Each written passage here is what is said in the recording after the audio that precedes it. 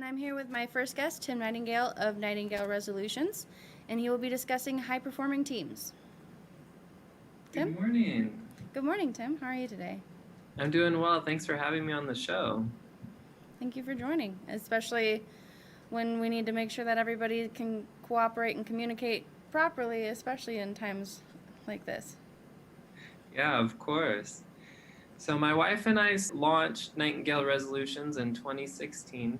We both have our master's in peacemaking, which is an unusual master's degree, but essentially the focus is on communication, team building, growth, and inviting solutions to people when they are looking to solve different kinds of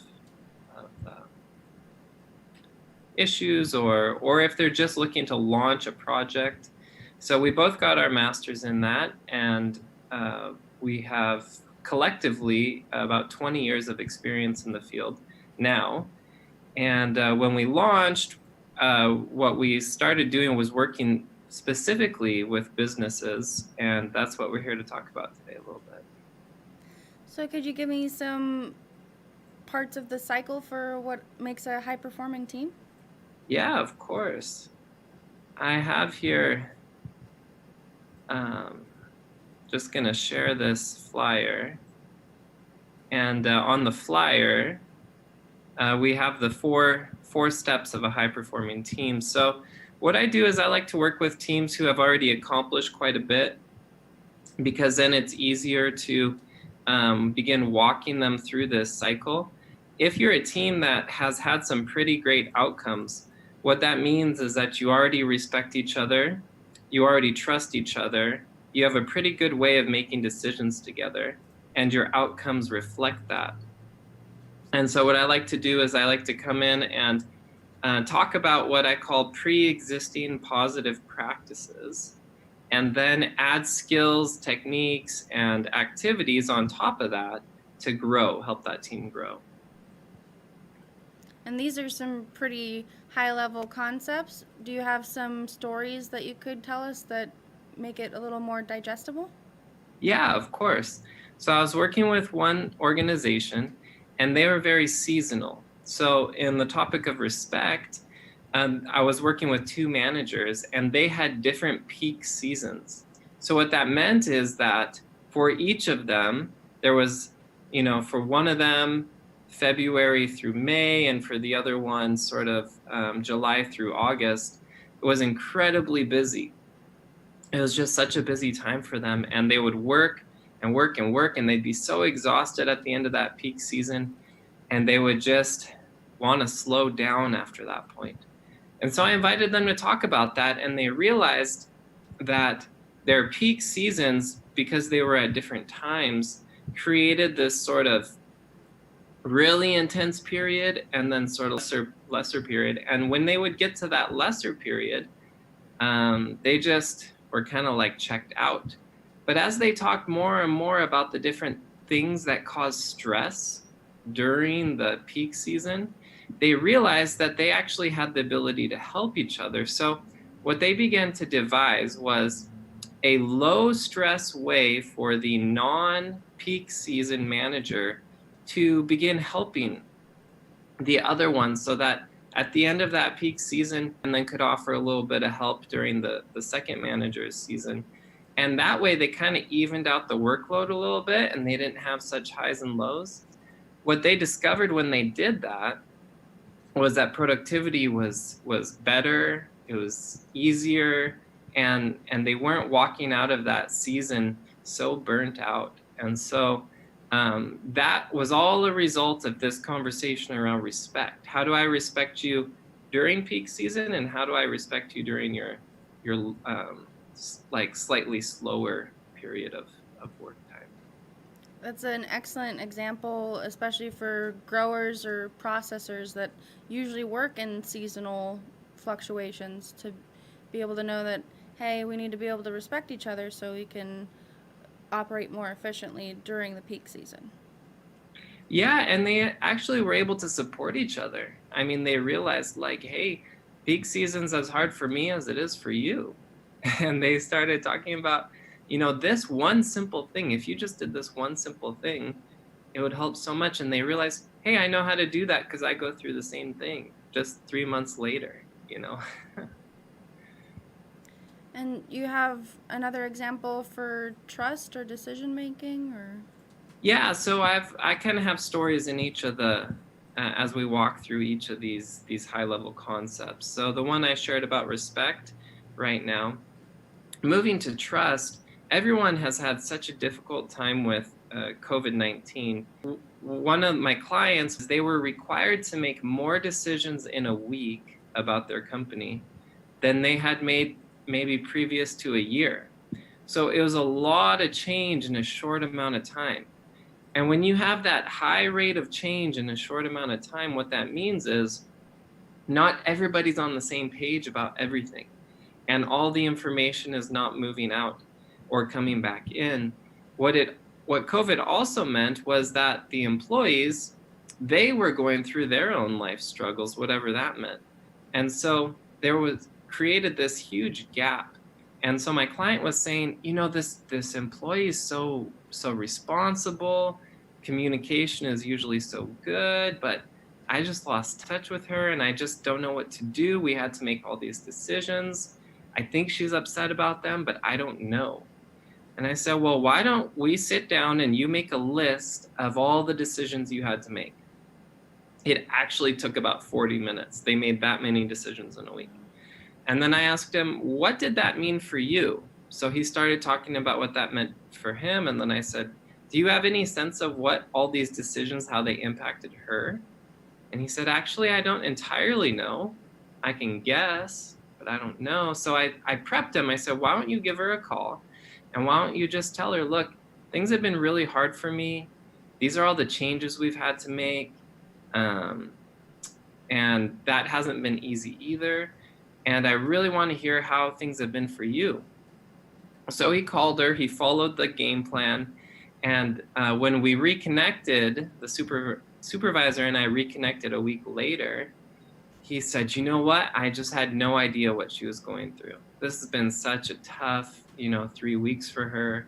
She's really doing her best. I was able to learn some things about her and about the company. And we had to make some adjustments because for our production and everything, so it could be better. So he was able to connect at that level where he could trust her and she could trust him, and they regained some of that momentum that they had lost through the time. And it's so important to trust each other, and it's hard on everyone right now, especially because this is something we haven't experienced before. So it's more important than ever to be able to communicate what our issues are so that we can resolve them. Completely. Yeah. And then, when we trust each other, it gives us an ability to make really good decisions. So one of the things that I teach is called principled negotiation. And I walk clients through the steps of that. It's not mine. There's a book on it, How to Get to Yes. But I like to walk clients through those stages and those steps. And what I've seen is a complete change in how they make decisions. I have a client who a while ago had to go into some negotiations, and they were wondering, what does this mean for me? What does this mean for my team? What does this mean for my colleagues? Is everyone in the organization going to negotiate the same way? Are they going to negotiate different ways? And as we walk through those negotiation strategies, she was able to be prepared to have these very difficult conversations in a way that she was clear about her principles. And that changed the whole negotiation for her. It got her and the people she was negotiating with on the same team. They were able to be talking about the same things in the same language. Not everyone got everything they wanted out of it, but post-negotiation, they're in a better collaborative space than they were pre-negotiation. So it just goes to show that when we're making decisions, it's really important that we approach it in a helpful way, a clear way, and that there are tools that can be used for that. Definitely. Do you have an example for the last stage? Yeah, for measuring outcomes. I have an example for that. So I was working with a construction company who went through a 9 month process to become an HGTV show. It was 9 months to be on Home and Gardens television. And it was just incredibly hard work for 9 months. They had to negotiate with the television company. They had to bring in a certain number of clients. They had to figure out what their clients' needs were and film it and keep everything on cost and on budget. And they were about 2 weeks away from finding out whether or not they were going to become a show. And we got them all together in the room, and we had to talk about measuring outcomes, because the stress of that, the pursuit of that, the work of that was just so much more than any of them expected. And so I asked them, I said, how do you make your best decisions? And they sat down and they wrote down how I make my best decision, and all their lists were different, completely different. But when they could see, like, oh, you make your best decisions like this. And then they realized, like, for example, one is a certain type of information ahead of time, especially in construction. And then they realized, oh, I didn't give you that information. Not ahead of time and barely on time. And then they're like, oh, that's why that moment was so stressful for us, because you weren't in a position to make your best decision, and neither was I. And then they realized, oh my goodness, we made it through this incredible, like, dream pursuit, because we care about each other, not because we're trying to make all this money, because if it was just about the money, we would have walked away, because this was so much work. This was so hard. And we weren't giving each other what we needed to be this as high performing of a team as we could have been. So that was really good for them. They were able to reconnect, and they all worked together. The HGTV show didn't quite launch, which is part of the risk they took in the first place, but they all have standing working relationships, and they're actually serving more customers post all of this than they were before. So it's really wonderful to see. And they really had to talk about this measuring outcomes aspect of the cycle in order to re-engage and begin with respect, and then trust, and then decision making, and then cycle around. It's really amazing. If our viewers wanted to get in contact with you to have some assistance mediating, how would they reach you? Yeah, so we have a website, nightingaleresolutions.com, and all the contact information is on there. People can call me directly as well. Tara, I could provide my number to you via email. You could make it available. Sure. But yeah, email, hop on the website. I just posted a blog about respect with a different story. So if that interests people, they can hop on and see a different session on that topic and how that went. And then you're going to be part of a webinar with Fresno State, CMTC, and San Joaquin Valley Manufacturing. Correct. Yeah. So we're Team Performance and Family Business. It's going to be Thursday, September 24th at 4 o'clock.